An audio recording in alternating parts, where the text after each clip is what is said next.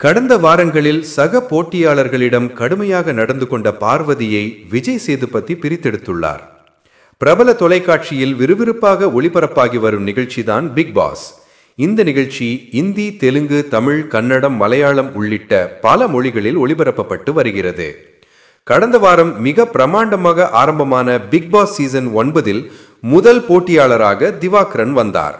அவரை தொடர்ந்து Aurora Sinclair, FJ, VJ, Parvathi, Tushar, Kani, Sabari, Praveen Gandhi, Kemy, Aadhirai, Ramya Jo, Gana Vinoth, Viyana, Subiksha, Apsara, விக்கில்ஸ், Vikram, Kamrudeen, Kalaiyarasan உள்ளிட்ட பிரபலங்கள் வீட்டுக்குள் நுழைந்தனர்.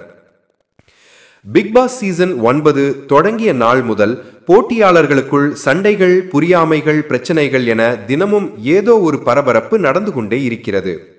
முதல் வாரம்தான் என்பதையும் பொருட்படுத்தாமல் வீட்டில் நடக்கும் சம்பவங்களை விஜய் சேதுபதி கடுமையாக எடுத்துக்கொண்டுள்ளார்.